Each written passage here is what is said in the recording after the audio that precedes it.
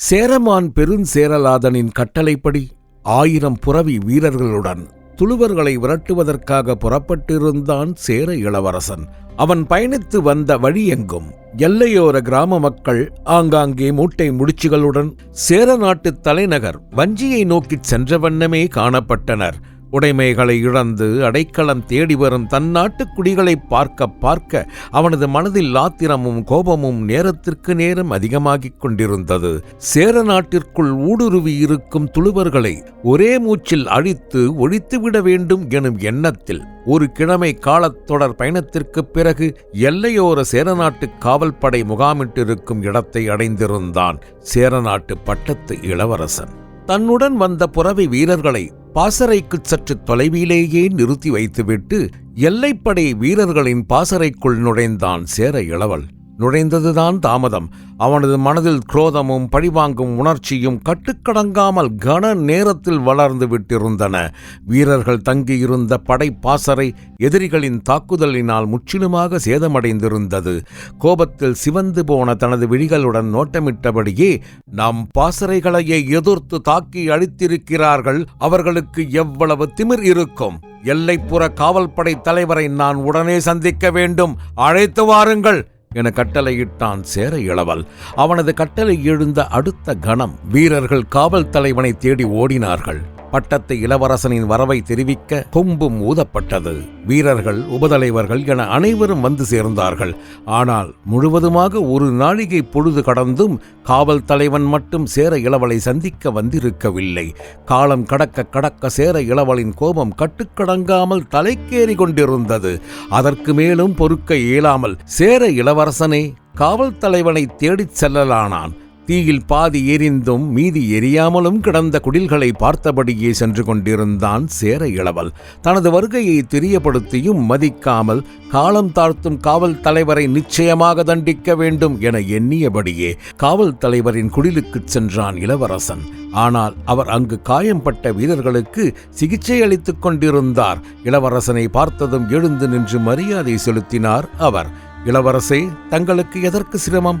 இன்னும் சற்று நேரம் பொறுத்திருந்தால் நானே தங்களை தேடி வந்திருப்பேனே. உங்களை காத்திருக்க வைத்தமைக்கு மன்னியுங்கள் என பணிவுடன் வேண்டினார். அவருக்கு எந்த பதிலையும் அளிக்காமல் காயம்பட்டு கிடந்த வீரர்களையே பார்த்து கொண்டு நின்றான். பிறகு வைத்தியர்கள் எங்கே என வினவினான்.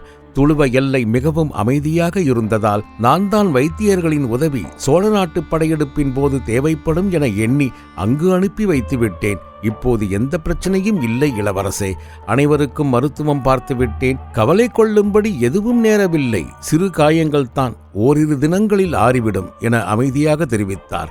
உங்களுடன் தனித்து உரையாட வேண்டும். இளவரசே, வாருங்கள். அருகில் ஒரு சிறிய நீரோடை ஓடுகிறது, அங்கு நாம் செல்லலாம் என கூறிக்கொண்டு கீழே கிடந்த 2 குறுவாட்களை இடையில் சொருகிக் கொண்டு முன்னே செல்லலானார். அவரை தொடர்ந்து பட்டத்து இளவரசனும் செல்லலானான். வீரர்கள் சிலர் பாதுகாப்பிற்காக இருவரையும் பின்தொடர்ந்தனர். அவர்களை தன் பார்வையாலேயே வேண்டாம் என கூறிவிட்டு இளவரசனை மட்டும் அழைத்து சென்றார் அவர். ஓடையில் நீர் சலனமின்றி ஓடிக்கொண்டிருந்தது. கரைகளில் புங்கை பூத்துக் குலுங்கி மனம் பரப்பிக் கொண்டிருந்தது.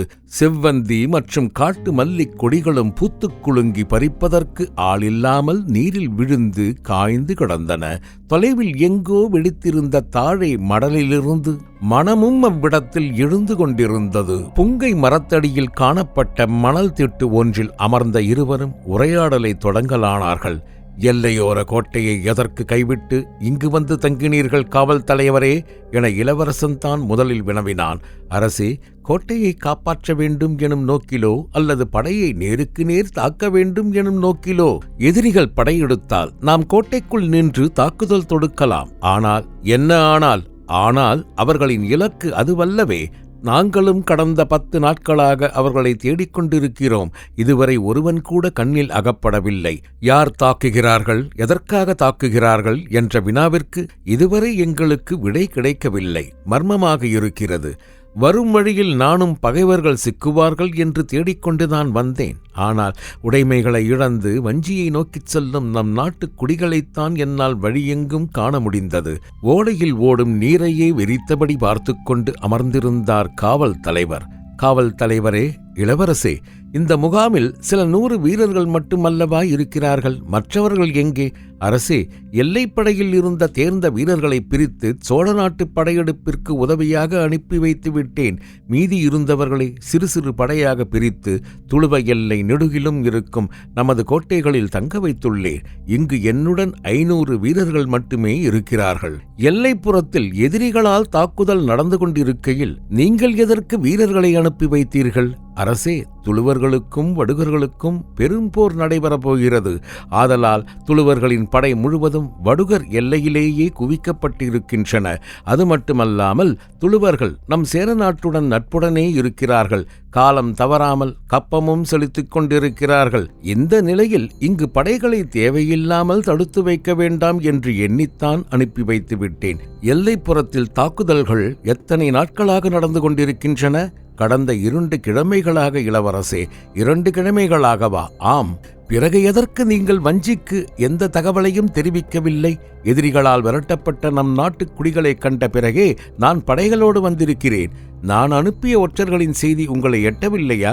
ஒற்றர்களை நீங்கள் அனுப்பி வைத்தீர்களா என பதிலுக்கு அதிர்ச்சியுடன் வினவினான் சேர இளவரசன். கணநேரம் இருவரும் ஒருவரை ஒருவர் அதிர்ச்சியில் பார்த்து கொண்டார்கள். பிறகு, ஆம் இளவரசே, நம் நாட்டு எல்லையில் முதல் தாக்குதல் நிகழ்த்தப்பட்ட அடுத்த கணமே நான் முறைப்படி தகவலை அனுப்பி வைத்து விட்டேன். ஒற்றர்களின் செய்தியை கேட்டுத்தான் நீங்கள் வந்திருக்கிறீர்கள் என்றல்லவா நினைத்தேன் நான். வஞ்சிக்கு இதுவரை எந்த ஒற்றர்களும் வரவில்லை. நீங்கள் அனுப்பி வைத்த ஒற்றர்களுக்கு என்ன ஆனது? எல்லையோர குடிகளை காக்க இயலாத நம் நாட்டுப்படை சோழ நாட்டிற்கு சென்று என்ன செய்யப் போகிறது என வினவுகிறார்கள் நம் நாட்டு மக்கள். பெரும் ஆவேசத்துடன் தெரிவித்தான் இளவரசன். அரசே, எங்கோ பெரும் தவறு நிகழ்ந்திருக்கிறது. எங்கு? இனிதான் நாம் கண்டறிய வேண்டும். சிறிது நேரத்திற்கு எதுவுமே பேசாமல் இளவரசன் சிந்தித்தபடியே அமர்ந்திருந்தான். நம் படையின் இழப்பினை தெரிவியுங்கள். நம் படையில் இழப்பா? ஆம், நம் முகாமே எரிக்கப்பட்டிருக்கிறதே. எத்தனை படை வீரர்களை இழந்திருக்கிறோம் நாம்? எவ்வளவு ஆயுதங்கள் கொள்ளை போயிருக்கின்றன. நம் படையில் நாம் இதுவரை ஒருவரை கூட இழக்கவில்லை. சிறு வாளும் கொள்ளை போகவில்லை. என்ன கூறுகிறீர்கள்? ஆம், அவர்கள் ஒருவரை கூட கொல்லவில்லை. ஆச்சரியமாக இருக்கிறது. எனக்கும் தான் அரசே. அவர்கள் எத்தனை பேர் இருப்பார்கள்? எப்படி பார்த்தாலும் 100 தாண்ட மாட்டார்கள். வெறும் 100 பேர்தானா? இகழ்ச்சியுடன் வினவினான் இளவரசன். ஆம், வெறும் 100 பேரை அடக்கவா நான் 1000 புறவிகளை கொண்டு வந்திருக்கிறேன். அரசே, வெறும் எண்ணிக்கையை கொண்டு நாம் அவர்களின் பலத்தை எடை போட வேண்டாம். அவரது விழிகளையே வியப்புடன் உற்று பார்த்தான் சேர இளவரசன். அரசே, நம் குடிகளை தாக்கும் எதிரிகளை நான் புகழ்கிறேன் என்று என்னை தாங்கள் தவறாக நினைக்கக்கூடாது. அந்த 100 வீரர்களுமே புறவி வீரர்கள்தான். இருட்டில் பகல் போன்று செயல்படும் அசகாய சூரர்களாக இருக்கிறார்கள். திட்டமிட்டே காரியத்தை தொடங்குகிறார்கள். அதிலும் அந்த சொற்ப எண்ணிக்கையுள்ள வீரர்களின் தலைவன் அவர்களை திறமையாக கையாள்கிறான். அவன் ஒருவனை நாம் கண்டறிந்து அடித்து விட்டால் போதும், அந்த சிறு படையே நிர்மூலமாகிவிடும். அவர்கள் நம் பாசறையை தாக்கும் போது நம் வீரர்கள் என்ன செய்து கொண்டிருந்தார்கள் என கோபத்துடன் வினவினான் இளவரசன். அரசே, நேற்று மட்டும் அவர்கள் நினைத்திருந்தால் இங்கிருக்கும் ஒட்டுமொத்த வீரர்களையும் கொன்று கூறு போட்டிருக்க இயலும். ஆனால் அவர்கள் அதனை செய்யவில்லை என மீண்டும் பொறுமையாக கூறிக்கொண்டிருந்த போதே இடைமறித்த இளவரசன், தலைவரே, பாசறை தாக்குதல் குறித்த முழு தகவல்களையும் ஒன்றுவிடாமல் தெரிவியுங்கள் என கட்டளையிட்டான். கடந்த 2 கிழமைகளாகவே நம் குடிமக்களின் கிராமங்களை அழித்து வஞ்சிக்கு அனுப்பி வைத்துக் கொண்டிருக்கும் கயவர்களை நாங்கள் தேடிக்கொண்டிருந்தோம். தாக்குதல் நடக்கிறது எனும் செய்திதான் எங்களுக்கு கிடைக்கும். சென்று பார்த்தால் துடைக்கப்பட்ட கிராமம் மட்டுமே எங்களுக்கு தென்படும். இந்த சூழலில்தான் அவர்களை கண்டறியாமல் இங்கிருந்து செல்லக்கூடாது என முடிவெடுத்து இங்கு கூடாரம் அமைத்து தங்கினோம். இரவின் முதல் சாமம் தேய்ப்பிறை காலம் ஆகையால் தீப்பந்தம் வெளிச்சம் ஒன்றே துணை. திடீரென்று நம் பாசறைக்குள் யாரோ கல்லெறிந்து தாக்கினார்கள். இருளில் யார் என்று தெரியாததால் தீப்பந்தத்தை கொளுத்தி அவர்களை தேடினோம். சிலர் தென்பட்டார்கள். விரட்டிச் செல்லலானோம். தேடிச் சென்றவர்களும் தாக்கப்பட்டார்கள். மொத்த படையும் அவர்களை அழித்துவிட கிளம்பினோம். அப்போதுதான் அந்த அசம்பாவிதம் நிகழ்ந்தது. நாங்கள் அனைவரும் அவர்களை விரட்டிக்கொண்டு வெளியேறிய சமயத்தில் கூடாரத்திற்கு தீ வைத்து விட்டார்கள். அவர்களை விரட்டிச் சென்ற நம் வீரர்களும் அவர்களின் கல்லடியை எதிர்கொள்ள இயலாமல் திரும்பிவிட்டார்கள். கல்லடியை கண்ட நம் வீரர்கள் பின்வாங்கினார்கள். அரசே, கல்லடியை சாதாரணமாக நினைக்க வேண்டாம். உயிரை போக்காது, ஆனால் உயிரே சென்றுவிட்டால் நல்லது என வருந்தும் அளவிற்கு வலியை கொடுத்துவிடும். அவர்களின் தாக்குதல் முறைகள் அனைத்தும் விசித்திரமாகவே இருக்கின்றன. விசித்திரமாகவா? ஆமிளவரசே, என்ன? நம் குடிமக்களை தாக்குகிறார்கள். ஆனால் அவர்கள் இதுவரை யாரையும் கொலை செய்யவில்லை, உடைமைகளையும் பறிக்கவில்லை. ஒருவேளை உணவை மட்டும் அவர்களிடமிருந்து பெற்று உண்டுவிட்டு அவர்களுக்கு இழப்பீடுகளையும் அளித்து அனுப்பி வைத்து விடுகிறார்கள். நேற்றைய தாக்குதலிலும் அவர்கள் மட்டும் நினைத்திருந்தால் அனைவரையும் அந்த முட்டிருட்டில் கொன்று போட்டிருக்க முடியும். சிலரை மட்டும் கல்லால் அடித்து விரட்டிவிட்டு வீரர்களே இல்லாத வெற்று கூடாரங்களுக்கு தீ வைத்து சென்று விட்டார்கள். இதிலும் ஓர் ஆச்சரியம் என்னவென்றால், உணவுப் பொருட்கள் மற்றும் மருந்து பொருட்கள் வைத்திருந்த கூடாரங்களுக்கு அவர்கள் எந்த சேதாரத்தையும் ஏற்படுத்தவில்லை. அவர்களின் நோக்கம்தான் என்ன? குழப்பத்துடன் வினவினான் சேர இளவரசன். அதனை அந்த கள்வர்களே தெரிவித்தால்தான் உண்டு. கள்வர்களா? ஆம், அவர்கள் நிச்சயம் கள்வர்கள்தான். எந்த நாட்டவர் என்று மட்டுமே கண்டறிய வேண்டும். சிறு குறிப்பு கிடைத்தாலும் போதும். அவர்கள்தான் எந்த பொருட்களையும் கொள்ளையடிக்கவில்லையே. அப்புறம் எப்படி அவர்களை கள்வர்கள் என்று உறுதியுடன் கூறுகிறீர்கள்? இளவரசே, கள்வர்களின் ஆயுதம்தான் கல். சிறுவயதில் கள்வர்கள் பழகும் முதல் பயிற்சியை கல்லெறிதல்தான். கள்வர்களை போன்று யாராலும் நேர்த்தியாக குறிபார்த்து அடிக்க இயலாது. அவர்கள் கள்வர்கள் கூட்டத்தினர் என்பதை நான் உறுதியாக அறிந்துவிட்டேன். ஆனால் அவர்கள் எந்த நாட்டவர், அவர்களின் நோக்கம் என்ன என்பதைத்தான் அறிய இயலவில்லை. ஒருவேளை துளுவர்கள் தான் நம்மை சீண்டி பார்க்கிறார்களோ? இருக்கலாம் இளவரசே. என்னால் உறுதியாக கூறவும் இயலவில்லை, மறுக்கவும் இயலவில்லை. இன்றே நான் வடுகர் எல்லைப்புற படைத்தலைவனை சந்திக்க புறப்படுகிறேன். அவனை நேரில் கண்டு எச்சரிக்கை செய்யப் போகிறேன். இளவரசே, நெடும் பயணத்தில் தாங்கள் களைப்பாக இருக்கிறீர்கள். இன்று ஓய்வெடுத்துக் கொள்ளுங்கள். நாளை காலை நானும் உங்களுடன் புறப்படுகிறேன். இவர்களை இப்படியே விடக்கூடாது. வெறும் சில 100 கள்வர்களை விரட்டவா நான் 1000 புரவி வீரர்களை என்னுடன் அழைத்து வந்திருக்கிறேன். அரசே, மீண்டும் கூறுகிறேன், எண்ணிக்கையை கொண்டு அவர்களை மதிப்பிட வேண்டாம். முதலில் அவர்கள் நம் கண்களுக்கு அகப்படுகிறார்களா என்று பார்ப்போம். பிறகு அவர்களை அழிப்பது பற்றி முடிவெடுப்போம் என கூறிக்கொண்டிருந்த போதே அருகில் இருந்த புதரில் ஏதோ அசைவதை பார்த்து விட்டார் காவல் தலைவர். உடனே இடையிலிருந்த குறுவாட்களை கையில் எடுத்துக்கொண்டார். இளவரசனும் இடையிலிருந்து வாளினை உருவி கையில் தரித்துக் கொண்டான். சிறிது நேரம் அந்த புதரையே இருவரும் உற்று பார்த்து கொண்டிருந்தனர். உள்ளே பெரும் உருவம் ஒன்றின் நிழல் அசைந்தது. எவனோ ஒட்டு கேட்டுக்கொண்டு அமர்ந்திருக்கிறான் என்றான் இளவரசன். ஆமாம், சந்தேகமே இல்லை என கூறிக்கொண்டு அந்த புதரை நோக்கி தனது கையில் இருந்த 2 குறுவாட்களையும் அடுத்தடுத்து எறிந்தார் காவல் தலைவர். அவர்கள் எதிர்பார்த்தது ஒற்றனின் அலறல் சத்தத்தை. ஆனால் உள்ளே இருந்து என்ற பெரும் முழக்கச் சத்தம் ஒன்று வெளிப்பட்டது. முழக்கச் சத்தம் எழுந்த அடுத்த கணம் அந்த புதரில் இருந்து இளம் சிங்கம் ஒன்று வெளிப்பட்டது. அதை கண்ட இருவருமே அக்கணம் திகைத்து விட்டார்கள். அதன் கழுத்திற்கு பின்புறமாக 2 குறுவாட்களும் தைத்திருந்தன. முன்னங்கால்களை தரையில் ஊன்றி பிடரி மயிர் குலுங்க உடலை ஒரு சிலுப்பு சிலுப்பியது. அடுத்த கணம் பிடரியில் தைத்திருந்த 2 குறுவாட்களும் நெடுதொலைவு சென்று கீழே விழுந்தன. குருதி வடிந்து கொண்டிருந்தது. இருவரையும் மாறி மாறி பார்த்தது. ஆயுதத்தை இழந்து விட்டிருந்த காவல் தலைவன் இளவரசனை எண்ணி அச்சப்பட்டான். ஆயுதம் இல்லாமலே சேர இளவலை காக்க பாயும் சிங்கத்தின் மீது விழுந்து அதனுடன் சண்டையிட ஆயத்தமானார். கன நேரம் முழங்கியபடி நின்று கொண்டிருந்த சிங்கத்தையும் கையில் சிறு ஆயுதத்துடன் பதற்றமின்றி சிங்கத்தை எதிர்க்க துணிந்துவிட்ட இளவரசனையும் மாறி மாறி நோக்கினார் காவல் தலைவர். அந்த சிங்கம் முழங்கியபடி 10 அடி முன்னால் நின்ற இளவரசனின் மீது பாய்ந்தது. இளவலை காக்க இளவலுக்கும் சிங்கத்திற்கும் இடையில் பாய்ந்தார் காவல் தலைவர். அடுத்த கணம் பாய்ந்து வந்த அச்சிங்கம் மண்ணில் கீழே விழுந்து தேய்ந்து கொண்டே வந்து இளவரசனின் காலில் விழுந்தது. சிங்கத்தின் மீது விழுந்தார் காவல் தலைவர். வியப்புடன் அந்த சிங்கத்தை பார்த்தனர் இருவரும். அதன் கழுத்தில் கீழ்ப்புறமாக 3 அம்புகள் பாய்ந்திருந்தன. அந்த 3 அம்புகளும் எங்கிருந்து வந்தன, எப்போது அதன் மீது பாய்ந்தன என தெரியாத இருவரும் ஒருவரையொருவர் வியப்புடன் பார்த்து கொண்டனர். அப்போது அருகில் இருந்த மரத்திலிருந்து குதித்த வேடன் ஒருவன் தோளில் தனது வில்லினை மாட்டிக்கொண்டு சிரித்தபடியே புதரில் மறைந்திருக்கும் சிங்கத்தை குருவால் கொண்டு தாக்கி சினப்படுத்தும் வித்தையும், ஆளை கொல்லப் பாயும் சிங்கத்தை வாளினை கொண்டு எதிர்க்கும் வீரத்தையும் இங்குதான் ஐயனை பார்க்கிறேன் என தெரிவித்தான் வஞ்சக புகழ்ச்சியுடன்.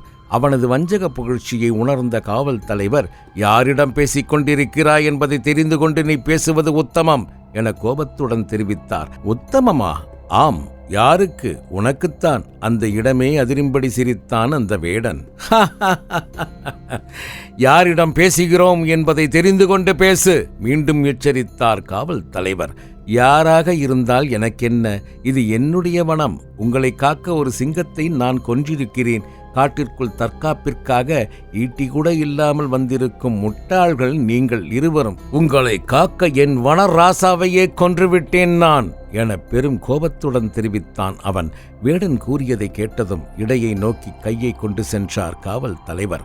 அதை பார்த்த வேடன் சிரித்தபடியே, உன் குருவாட்கள் இரண்டும் சிங்கத்தின் முதுகில் தைத்து இப்போது மணலில் கிடக்கிறது. அவை உனக்கு பயன்படப் போவதில்லை. வீண் முயற்சி வேண்டாம். தோளில் போட்டிருந்த வில்லினை கையில் எடுத்த வேடன் அதன் நாணில் அம்பினை பூட்டவும் செய்தான். நம் உயிரை காத்தவர் இவர். நாம் இவருக்கு நன்றி கடன் பட்டிருக்கிறோம். சற்று பொறுமையாக இருங்கள் என காவல் தலைவரிடம் தெரிவித்த இளவரசன், வேடரே, தக்க சமயத்தில் எங்களது உயிரை காப்பாற்றியிருக்கிறீர்கள், மிக்க நன்றி என தெரிவித்தான். இனியாவது எச்சரிக்கையாக இருங்கள் என கூறிய வேடன் அந்த சிங்கத்தை அநாசியமாக தூக்கி தோளில் போட்டுக்கொண்டான். அப்போது காவல் தலைவர், வேடா, எத்தனை காலமாக நீ அந்த புதரில் மறைந்திருக்கிறாய் என வினவினார். நீங்கள் இருவரும் தொலைவில் வரும்போதே நாங்கள் பேசியது, ஐயனே, கண், மூக்கு மற்றும் வாயினைத்தான் வேண்டாத போது மூடிக்கொள்ள இயலும். ஆனால் காது அப்படி இல்லை. விரும்பாவிட்டாலும் சில பேச்சுகளை கேட்டுத்தானே ஆக வேண்டியிருக்கிறது. அப்படியெனில் நாங்கள் பேசியது அனைத்தையும் நீ அரைகுறையாக காதில் விழுந்தது. மானை தேடி வந்தேன். அந்த மானை தேடி வந்த சிங்கத்தை அடித்து விட்டேன். இனியாவது இந்த வனத்தில் எச்சரிக்கையுடன் இருங்கள். அது மட்டுமல்லாமல் பேசுவதற்கு முன் அக்கம்பக்கம் பார்த்து பேசுங்கள் என அறிவுரையையும் கூறிவிட்டு அவர்களின் பதிலை கூட எதிர்பாராமல் குருதி வழிந்தபடி இருந்த சிங்கத்தை தூக்கிக் கொண்டு செல்லலானார். சிறிது தூரம் சென்றதும் இளவரசனை பார்த்து, தன் மீது பாயும் சிங்கத்தை கண்டும் பதறாமல் அதிர்ச்சியடையாமல் நின்ற உங்களது வீரம் எனக்கு மிகவும் பிடித்திருக்கிறது வீரனே. தன் உயிரையும் மதிக்காமல் உங்கள் உயிரை காக்க அந்த சிங்கத்தின் முன் விழுந்தாரே, இவரை போன்றவர்கள் கிடைப்பது பெரும் புண்ணியம். இவரை உங்களது மெய்காப்பாளராக நியமித்து விடுங்கள் இளவரசே. பெரும் நம்பிக்கைக்குரியவர் என கூறிவிட்டு புறப்பட்டான். வேடரே, உங்களை சந்திக்க வேண்டும் என்றால் எங்கே சந்திப்பது என சத்தமிட்டு வினவினான் இளவரசன். இந்த வனத்தில் தான் சுற்றி கொண்டிருப்பேன். உங்களது பெயர்? வில்லவன். உங்கள் உதவிக்கு மிக்க நன்றி. அதற்குள் வில்லவன் அவர்களின் பார்வையில் இருந்து முற்றிலும் மறைந்துவிட்டிருந்தான். கொங்கு நாட்டிற்கு அப்பால் காவேரி நதி பிறக்கும் குடுகுமலை பகுதிக்கு வானவாசி நாடு என பெயர். இந்நாட்டிற்கு அருகில் இருக்கும் பகுதிகள்தான் புன்னாடு மற்றும் கங்கநாடு. வானவாசி நாட்டிற்கு வடமேற்கே பாயும் வாணியாறுதான் துளுவ நாட்டின் வட எல்லை. மேற்கே குடக்கடலை எல்லையாக கொண்டது. தெற்கே மாந்தை அதன் எல்லை. சேரநாட்டின் வடபகுதியான துளுவ நாடு சேரநாட்டிற்கு அடங்கியே சுதந்திரமாக தன்னாட்சி செலுத்திக் கொண்டு இருந்தது. தமிழகத்தின் வடபகுதியாகையால் தமிழானது திரிந்து கொடுந்தமிழே வழக்கத்தில் இருந்தது. துளுவ நாட்டை துளுநாடு எனவும் அழைப்பர். துளுநாட்டு பகுதிக்குள் அடங்கிய கொன்கானா நாட்டிற்கு அருகில் காணப்பட்ட அகப்பா பகுதியில்தான் துளுவர்களின் எல்லைப்புற காவல் கோட்டை அமைந்திருந்தது. துளுவர்களின் எல்லைப்புற காவல் படையின் நிரந்தர உறைவிடம் அகப்பா கோட்டைத்தான். சேர நாட்டிற்கு அடங்கிய பகுதியாகவே துளுநாடு இருந்ததனால் அகப்பா கோட்டையை வலிமையானதாக அவர்கள் மாற்றுவதற்கு எந்தவித முகாந்திரமும் இருக்கவில்லை. துளுநாட்டிற்கு ஆபத்து ஒன்று என்றால் முதலில் உதவுவது சேரநாடுதான். துளுநாட்டை ஆண்ட வேளிர்களுக்கு எப்போதுமே சேரநாட்டின் நிலைப்படையில் நிரந்தர இடம் உண்டு. இப்போதும் சோழ நாட்டை தாக்குவதற்கு புறப்பட்டிருக்கும் படையில் இருக்கும் முக்கிய படைத்தலைவர்களில் துளுவர்களும் அடங்குவர். அதேபோன்று வடுகர்களை எதிர்க்க தகடூருக்கு வடமேற்கே நிலை பெற்றிருக்கும் துளுவப் படையில் சேரநாட்டுப் படையின் அளவும் கணிசமான அளவு உண்டு. சேரநாட்டிற்கும் துளுவ நாட்டிற்கும் எப்போதுமே வலிமையான பிணைப்பு காணப்பட்டதால் சேரநாட்டு இளவரசன் துளுவர்கள் மீது பெரும் நம்பிக்கையிலேயே இருந்தான். துளுவ எல்லையில் அவர்களை தவிர சேரநாட்டுக் குடிகளையும் சேரநாட்டு காவல் நிலைப்படையையும் யாரால் தாக்க இயலும் என குழப்பத்துடனே அகப்பா கோட்டையை நோக்கி தனது காவலுக்கு 4 புரவி வீரர்களையும் அவர்களுடன் எல்லைப்புற காவல் தலைவரையும் அழைத்துக் கொண்டு செல்லலானான். முக்கியமான கேந்திர தளமாக அகப்பா பகுதி விளங்கினாலும் அவசியம் இல்லாததனால் அகப்பா கோட்டை பெயரளவிற்கே கோட்டையாக விளங்கி பெரும் பலவீனமாகவே காணப்பட்டது. வீரர்கள் மட்டும் தங்கி ஓய்வெடுக்க சில மாளிகைகள், அவர்களுக்கு பணிவிடை செய்ய அழகிய கன்னிகள் என ஓய்வெடுக்கும் மாளிகையைப் போன்றே விளங்கியது. அகலம் குறைந்த உயரமில்லாத கோட்டை மதில், ஆழமில்லாத அகழி, எதிரிகள் கோட்டையை கைப்பற்றுவதற்கு உதவியாக அகழி வரை நீண்டிருந்த அடர்ந்த மரங்கள் என பலவீனத்தின் அடையாளமாக காணப்பட்டது. அக்கோட்டையை பார்த்த மாத்திரத்திலேயே திறமையான படைத்தலைவனின் கீழ் சிறு படை தாக்கினால் கூட சில நாழிகை பொழுதிற்குள் இதனை கைப்பற்றி விடலாம் என எண்ணிக்கொண்டான் சேர இளவரசன். தொலைவிலிருந்து அக்கோட்டையை கண்ட உடனேயே மனதில் எழுந்த சந்தேகத்தை தன்னுடன் வந்து கொண்டிருந்த காவல் தலைவரிடமும் வினவவே செய்தான் சேர இளவரசன். அகப்பா முக்கியமான கேந்திர தளம். அப்படியிருக்க இந்த கோட்டையை எதற்காக இவ்வளவு பலவீனமாக போட்டிருக்கிறார்கள் என்று. அவசியமில்லை இளவரசே, அகப்பாவிற்கு எல்லை. நம் சேரநாடு துளுவர்கள் எப்போதுமே சேரநாட்டுடன் நட்புறவையே விரும்புகிறார்கள். துளுவர்களுக்கு ஆபத்து ஏதாவது வருகிறதென்றாலே நம் படை அவர்களை பாதுகாத்துவிடும். அப்படியிருக்க இந்த கோட்டையை பலப்படுத்துவது அவசியமற்றது என்று துளுநாட்டு மன்னன் நினைத்துவிட்டான் போலும். ஆனால் அருகில் இருக்கும் கொன்கானா நாட்டின் கோட்டை இதைவிடவும் பலம் வாய்ந்தது. பெயரளவிற்கு மட்டுமே இப்போது கோட்டை. அவர்களின் நினைப்பு தவறு என்று கருதுகிறேன். தவறா? ஆம். என்ன தவறு? அகப்பாவை சுற்றி 2 சிறு நதிகள் பாய்ந்து கொண்டிருக்கின்றன. இரண்டும் காவேரியிலேயே சென்று கலக்கின்றன. மேற்கு புறம் மலைப்பகுதி அரணாக இருக்கிறது. ஆனால் கிழக்கு பகுதி சமவெளி. அதை தாண்டினால் காவேரி.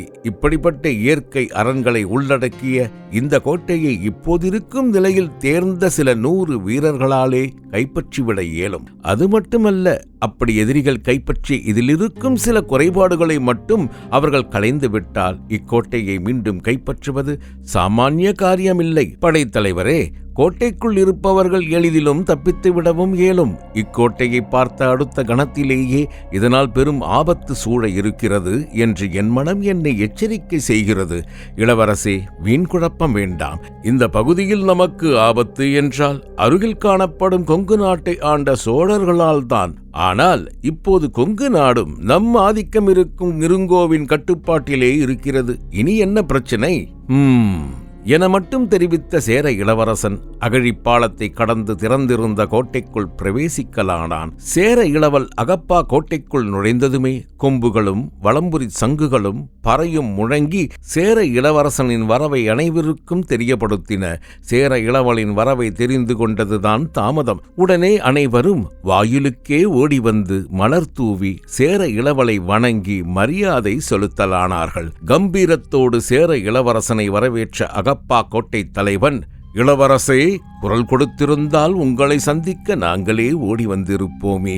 அப்படி இருக்க தாங்கள் இவ்வளவு தொலைவு வரவேண்டிய அவசியம் என்னவோ என வினவினான். அவன் வினவுவதை கண்ட சேர இளவரசன், இவன் எல்லைப்புற நிலைமையை அறிந்துதான் பேசுகிறானா அல்லது நிலைமையை அறிந்தும் மறைத்து பேசுகிறானா என மனதிற்குள் எண்ணியபடியே கோட்டைக்குள் அடங்கிய சிறு மாளிகையை நோக்கி அவனுக்கு எந்த பதிலையும் அளிக்காமல் நேரே நடக்கலானான். அகப்பா கோட்டை தலைவன் மற்றும் முக்கிய படை தலைவர்கள் உட்பட பின்னால் வர இளவரசன் மாளிகைக்குள் நுழைந்து அங்கிருந்த அவையின் சிம்மாசனத்தில் அமரலானான். அவன் அமர்ந்த அடுத்த கணத்திலேயே கன்னிகள் சாமரத்துடன் அவனை நோக்கி வந்தார்கள். அவர்களை விழிகளாலே திருப்பி அனுப்பி வைத்து விட்டான். பிறகு அவனது இசைவை தொடர்ந்து மற்ற முக்கிய கோட்டை தலைவர்கள் மற்றும் கோட்டை தளபதிகள் என அனைவரும் ஆசனத்தில் அமரலானார்கள். அனைவரும் அமர்ந்த அடுத்த கணத்திலேயே கோட்டை தலைவனை நோக்கி, நம் நாட்டு எல்லைப் பகுதியின் நிலைமை என்ன என வினவினான். இளவரசே, வடகிழக்கு எல்லையில் தான் வடுகர்களின் இடையூறு சற்று இருக்கிறது. கலிங்கர்கள் வடுக நாட்டின் மீது போர் தொடுக்கவிருக்கிறார்கள் என்ற செய்தி ஒற்றர்கள் மூலம் தொடர்ந்து வந்து கொண்டிருக்கிறது. ஆதலால் அவர்களும் படைகளை விரைவில் துளுவ நாட்டு எல்லையில் இருந்து விலக்கி விடுவார்கள் என நம்பு என கூறிக்கொண்டிருந்த போதே அவரது பேச்சினை இடைமறித்த இளவரசன், எதற்கும் உதவாத ஒற்றர்களின் தகவல்களை தூக்கி குப்பையில் போடுங்கள் கோட்டை தலைவரே. அகப்பா கோட்டையின் காலடியில் நடக்கும் அடையாளம் தெரியாத தாக்குதலை பற்றி அறிந்து வைத்திருக்க துப்பில்லை. கலிங்கர்களின் படை நகர்வினை பற்றிய தகவல்களை அறிந்து கொண்டு தெரிவிக்கிறீர்களா என அந்த அவையை அதிரும்படி ஆசனத்திலிருந்து எழுந்து நின்று கோபத்தோடு வினவினான் சேர இளவரசன். அவனது குரல் எழுந்து அம்மண்டபத்தையே சிறிது நேரம் எதிரொலிக்க அவையே கிடுகிடுத்து போய் அமைதியாக காணப்பட்டது. அகப்பா கோட்டை தலைவன், இளவரசே, என்ன கூறுகிறீர்கள்? அகப்பா கோட்டையின் காலடியில் பிரச்சனையா என எதுவுமே அறியாதவரை போன்று வினவினார். கோட்டை தலைவரே, தங்களுக்கு எதுவும் தெரியாதா அல்லது தெரிந்தும் தெரியாதவரை போன்று வினவுகிறீர்களா? எனக்கு பெரும் ஐயமாக இருக்கிறது. நீங்களே பதிலளித்து விடுங்களேன் என வெளிப்படையாகவே வினவினான் சேர இளவரசன். இளவரசே, தாங்கள் என்று பேரதிர்ச்சியோடு எதையோ கூற வாயெடுத்தார். அடுத்த கணம் இளவலின் கை உயர வாயை மூடிக்கொண்டார். மீண்டும் ஆசனத்திலிருந்து எழுந்தான் இளவரசன். கோட்டை தலைவர் கூறுவது எனக்கு பேரதிர்ச்சியாக இருக்கிறது. இந்த அகப்பாவின் நிலையை எண்ணினாலும் எனக்கு அப்படித்தான் இருக்கிறது என கூறி மிடறு விழுங்கியவன் மீண்டும் அவையை நோக்கி பார்வையை செலுத்தினான். அவையினர் அனைவரும் அதிர்ச்சி கலந்த அமைதியுடன் இளவலின் முகத்தையே பார்த்து கொண்டிருந்தனர். எல்லைப்புறத்தில் அடையாளம் அறிய இயலாத எதிரிகள் தாக்குதல் தொடுத்துக் கொண்டிருக்கிறார்கள். மக்கள் உடைமைகளை இழந்து வஞ்சியை நோக்கி சென்று கொண்டிருக்கிறார்கள். ஆனால் நீங்களோ அதை பற்றிய எந்தவித தகவல்களும் தெரிந்து கொள்ளாமல் சிரத்தையின்றி இங்கு மதுவுடனும் மாதுவுடனும் பொழுதினை கழித்துக் கொண்டிருக்கிறீர்கள். சேர எல்லை புறத்தை தாக்குவது துளுவர்களாக இருப்பார்களோ என கருதுகிறேன். நான் துளுவர்களாக இருக்கும் பட்சத்தில் அதன் விளைவு கொடூரமாக இருக்கும் என்பதை உங்களுக்கு தெரிவித்துக் கொள்கிறேன். எச்சரிக்கையுடன் செயல்படுவீர்களாக என எச்சரிக்கை செய்தவன் அதற்கு பிறகு கன நேரமும் தாமதிக்காமல் அக்கோட்டையில் இருந்து வெளியேறி செல்லலானான். அகப்பா கோட்டைக்குள் நுழைந்து துளுவர்களை எச்சரித்து விட்டு வந்த பிறகு முழு மூச்சில் பார்வைக்கு புலப்படாத எதிரிகளை தேடி மாறுவேடத்தில் அலைந்து கொண்டிருந்தான் சேர இளவரசன். 1000 புரவி வீரர்களுடன் எல்லைப்புறத்தில் அவன் தேடுதலை தொடங்கிய பிறகு எதிரிகளின் தாக்குதல் முற்றிலும் நின்றிருந்தது. எங்கோ மறைந்து கொண்டதைப் போன்றே எண்ணினான் சேர இளவரசன். அவர்களின் மறைவிடத்தை அறிந்து நிச்சயம் அவர்களை அழித்துவிட வேண்டும் எனும் நினைப்பில் காவல் தலைவருடன் விடாமுயற்சியுடன் தேடிக்கொண்டிருந்தான். 3 நாட்கள் கடந்திருந்தன. சேர இளவரசனால் எதிரிகளின் புறவித்தடத்தினை கூட கண்டறிய இயலவில்லை. ஏமாற்றத்தினால் சோர்வடைந்திருந்தபடியே நடந்து கொண்டிருந்த போதுதான் அன்று சிங்கத்திடமிருந்து தன்னை காப்பாற்றிய வேடன் பெரிய நரி ஒன்றை வேட்டையாடி மரத்தில் தலைகீழாக தொங்க போட்டு அதன் தோலை உரிப்பதை பார்க்கலானான். பக்குவமாக தோல் உரித்துக் கொண்டிருந்த வேடனை பார்த்தபடியே வேங்கை மரத்தின் அடியில் நின்று விட்டான் இளவரசன்.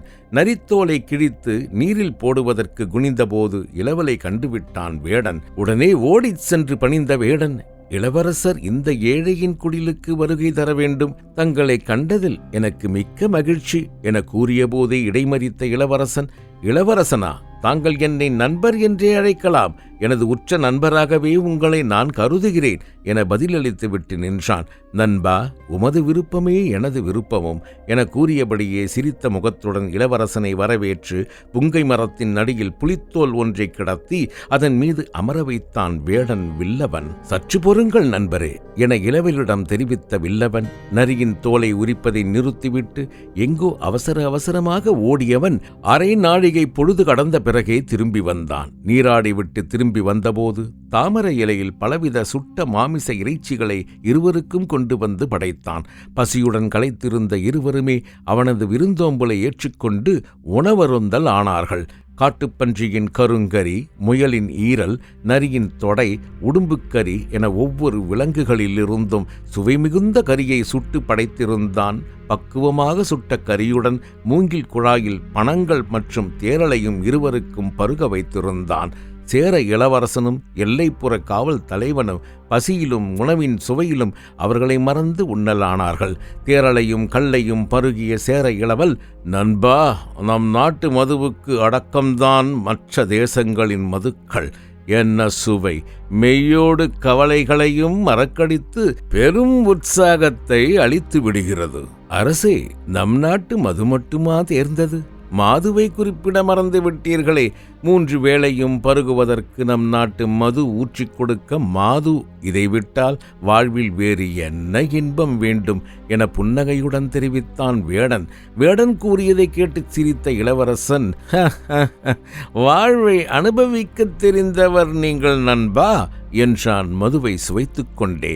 பதிலுக்கு எந்த பதிலையும் தெரிவிக்காமல் இருவருக்கும் சுட்டக்கரியை பரிமாறலானான். தேரலை பருகியபடியே காவல் தலைவர், இதுவரை இப்படி ஒரு சுவையான தேரலை நான் சுவைத்ததே இல்லை. இதை எத்தனை வருடங்கள் மண்ணுக்குள் புதைத்து வைத்திருந்தீர்கள் என வினவினார், கண்களை மயக்கத்தில் மூடியபடியே. 40 வருடங்களாக மண்ணுக்குள்ளேயே புதைத்து வைக்கப்பட்டிருந்த மது இது. என் தந்தை காலத்திலிருந்தே புதைத்து வைக்கப்பட்டிருந்த தேரலை என் நண்பன் இளவரசருக்காக தோண்டி கொண்டு வந்திருக்கிறேன். இளவலுக்கு எனது பரிசு என தெரிவித்தான் வேடன் வில்லவன். நண்பா, 40 வருடங்களாக பாதுகாத்து வைத்திருந்த தேரலை நீங்கள் பருகாமல் எனக்கு விருந்தளித்திருக்கிறீர்களா? இந்த ஏழையினால் அளிக்க முடிந்த எளிய விருந்து இதுதான் இளவரசே. மகிழ்ச்சிதானே? விருந்தோம்பலில் தமிழ்நாட்டு பெண்கள் தான் உயர்ந்தவர்கள் என நினைத்திருந்தேன். ஆனால் அவர்களையும் நீங்கள் மிஞ்சி விட்டீர்கள். உன்னதமான நட்பின் பூரிப்பை அடைகிறேன் நண்பா என்று நெகிழ்ச்சியுடன் தெரிவித்தான் சேர இளவல். வேடன் எந்த பதிலையும் கூறாமல் அவர்கள் இருவரும் உண்ணுவதையே மகிழ்ச்சியுடன் பார்த்து கொண்டிருந்தான். நண்பா, நீ நிச்சயம் ஒரு நாள் என் உறைவிடத்திற்கு வந்தாக வேண்டும். எங்கே? வஞ்சி அரண்மனையையா குறிப்பிடுகிறீர்கள்? ஆம். எந்த பதிலையும் கூறாமல் அமைதியாகவே அமர்ந்திருந்தான் வில்லவன். உலகில் எத்தனை வகைப்பட்ட மது இருக்கிறதோ அத்தனை வகைகளையும் கொண்டு வந்து உனக்கு படைக்கிறேன் நண்பா. நீ நிச்சயம் வந்தாக வேண்டும். இளவரசே, நான் என பேச தயங்கினான் வில்லவன். அவனது தயக்கத்தைக் கண்ட காவல் தலைவர், இளவரசர் மாதுவை குறிப்பிடாமல் மதுவை பற்றி மட்டும் குறிப்பிடுகிறார் என கவலையா தம்பி? வஞ்சிக்கு மட்டும் ஒரு முறை வந்து பாருங்கள். வஞ்சிக் கொடிகளை விட்டு விலக மனமே வராது உங்களுக்கு. நிச்சயம் நீர் வந்தே ஆக வேண்டும் என அவனிடம் தெரிவித்தவர் இளவரசனின் காதுகளில் எதையோ குசுகுசுவென்று கூறலானார். அவர் கூறியதை கேட்டதும் இளவரசன் காவல் தலைவரையும் வேடன் வில்லவனையும் மாறி மாறி கவனிக்கலானான். பிறகு வில்லவனது விழிகளில் தனது பார்வையை நிலைக்க விட்டபடியே, சரியான கூற்று காவல் தலைவரே, இதை நான் எப்படி சிந்திக்க மறந்தேன் என தனக்குத்தானே கூறிக்கொண்டான். வில்லவன் எதுவும் புரியாமல் அவர்கள் இருவரையுமே மாறி மாறி பார்க்கலானான். வியப்பு வேண்டாம் நண்பா, நீர் வஞ்சிக்கு எப்போது வருகிறீர் என்று தெரிவியுங்கள். நீங்கள் எதிர்பாராத பரிசு ஒன்றை அளிக்க சித்தமாக இருக்கிறேன் நான் என தெரிவிக்கலானான். என்ன பரிசு இளவரசே? அதை வஞ்சிக்கு வரும்போது நீங்களே தெரிந்து கொள்வீர்கள். அவசரம் வேண்டாமே. எந்த பதிலையும் கூறாமல் இருவரையும் வியப்புடன் நோக்கினான் வில்லவன். மீண்டும் இருவரும் மதுவிலும் உண்ணும் உணவிலும் கவனத்தை செலுத்தலானார்கள். அவ்விடத்தில் சிறிது நேரம் பெரும் அமைதி நிலவியது. அப்போது, உங்களுக்கு ஆட்சேபனை இல்லை என்றால் நான் ஒன்றை வினவலாமா என வினவினான் வேடன் வில்லவன். நண்பர்களுக்குள் என்ன மரியாதை வில்லவா? நீ வா என்றே உரிமையில் அழைக்கலாம். எனது உயிரை காத்த என் உற்ற நண்பன் நீதானே என்றான் சேர இளவரசர். உங்களது பெயர் வில்லவன் என்றுதானே தெரிவித்தீர்கள்? ஆமாம் இளவரசே. நாடாளும் இளவல் இந்த ஏழை வேடனை மரியாதையுடன் அழைப்பது மட்டும் சரியா என பதிலுக்கு வினவினான் வில்லவன். அவன் கூறியதை கேட்டு சிரித்த சேர இளவல், சரி வில்லவா, இனி அப்படி அழைக்க மாட்டேன், சரிதானே என வினவினான். சரி நண்பா. பக்குவமாக நெருப்பில் சுட்ட மாமிச துண்டுகளை உண்டபடியே இளவரசன், நண்பா, இவற்றை சமைத்தது நீதானா என வினவினான். ஆம் நண்பா, இவற்றை சமைத்தது அடியேன்தான். நீ வருவதை நான் முன்பே அறிந்திருந்தால் இன்னும் நிறைய உணவுப் பொருட்களை தயார் செய்து வைத்திருப்பேன். இதற்கு மட்டும் என்ன நண்பா குறைச்சல்? இதுவே அமிர்தம் போன்றல்லவா இருக்கிறது. வில்லவன் எந்த பதிலையும் அளிக்காமல் புன்னகை ஒன்றை உதிர்த்தான். நண்பா, உனக்கு ஆட்சேபனை இல்லை என்றால் நான் ஒன்று வினவலாமா என மீண்டும் வினவினான் வில்லவன். கேள் நண்பா, உனக்கில்லாத உரிமையா? உன் முகம் ஏன் பொலிவிழந்து காணப்படுகிறது? சில தினங்களாக ஓயாத அலைச்சல். பஞ்சனையில் அமர்ந்து கொண்டு விரல் அசைத்தால் ஏவல் செய்ய பணியாட்கள் இருக்க சேரநாட்டு இளவரசனுக்கு அலைச்சலா? வியப்புடன் வினவினான் வேடன் வில்லவன். ஏவலாளிகள் பலர் இருந்தாலும் சில முக்கிய பிரச்சனைகளுக்கு தீர்வு காண வேண்டியது என் கடமை அல்லவா? பிரச்சனைகளா? ஆம். என்ன பிரச்சனை? தயங்காமல் கூறு நண்பா. என்னால் இயன்றதை நான் செய்கிறேன். அது உன்னால் இயலாது நண்பா. நம் எல்லைப்புற காவல் படை மற்றும் 1000 புரவி வீரர்களும் தேடி தோற்றுவிட்டார்கள். எந்த பயனும் இல்லை. தயக்கமில்லை என்றால் பிரச்சனையை தெரிவியுங்கள். என்னால் அந்த பிரச்சனையை விடுவிக்க எழுகிறதா என்று முயலுகிறேன்.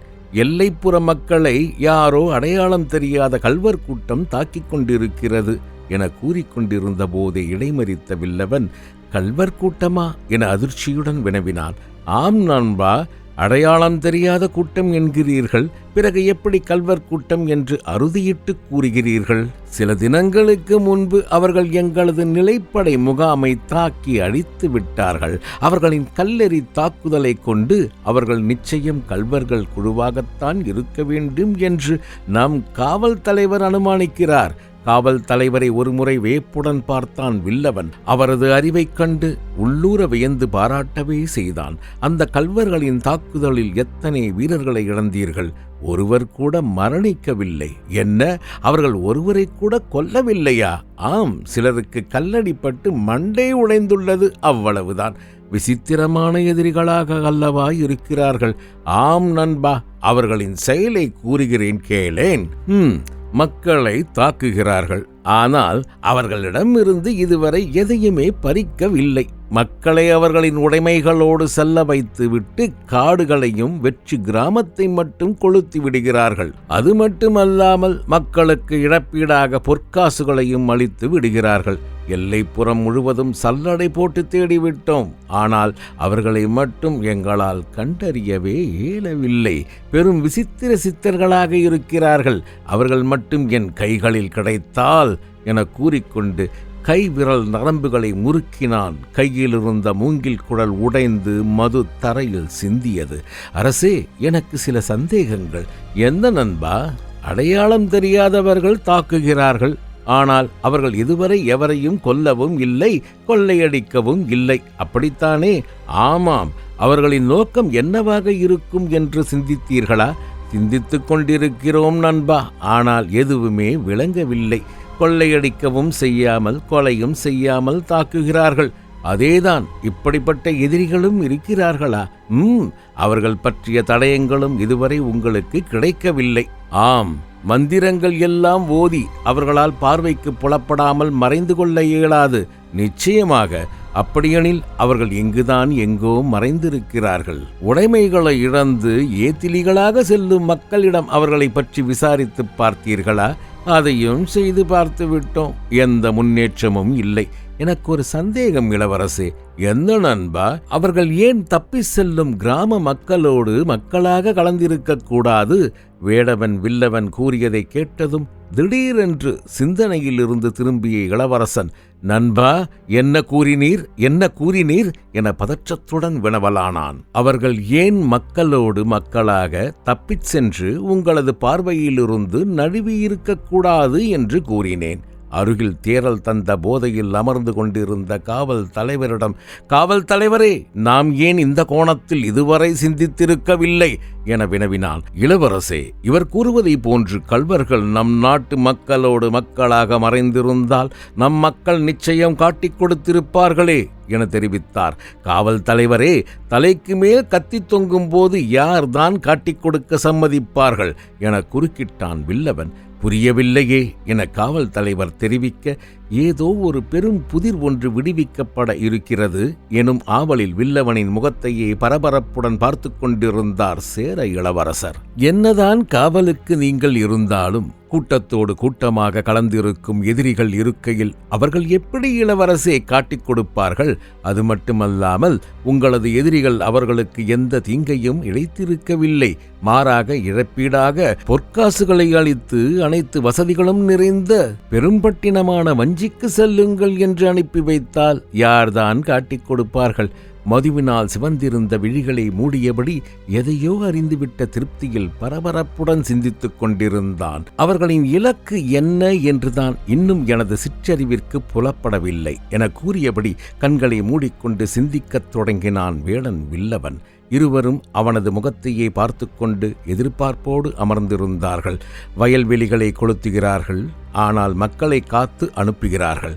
படைகளை தாக்குகிறார்கள், ஆனால் படை வீரர்கள் யாரையும் கொல்வதில்லை. ஆமாம் ஆமாம் என்றார் காவல் தலைவர். அவர்களின் திட்டம் என்னவாக இருக்கும்? ஒருவேளை எப்படி இருக்குமோ? எப்படி இருக்கும் என கேட்டான் இளவரசன். உங்களை திசை திருப்புவதற்காக இருக்குமோ? என்ன என்ன திகைப்புடன் கேட்டான் இளவரசன். ஆமாம் நண்பா, உங்களை திசை திருப்பி அவர்கள் போருக்கு உங்களை அழைக்கிறார்கள். போருக்கா? ஆம், சிந்தித்துப் பாருங்கள் இளவரசே. வயல்களை அடித்து நிலைப்படையை தாக்குகிறார்கள் என்றால் அதற்கு என்ன பெயர்? என்ன பெயர்? இளவரசே, தமிழகத்தில் சிறு குழந்தையை கேட்டால் கூட பதில் சொல்லும். சரி, இப்போது என்ன என்று கூறுங்கள். அதற்கு காலமில்லை. அதற்கு பெயர் எரி பறந்தெடுத்தல். எரி பறந்தெடுத்தலா? பெரும் வியப்புடன் வினவினான் இளவரசன். ஆம் இளவரசே, சிந்தித்துப் பாருங்கள். நீங்கள் அவர்களின் நோக்கம் என்ன என்பதை அறிந்து கொள்வீர்கள்.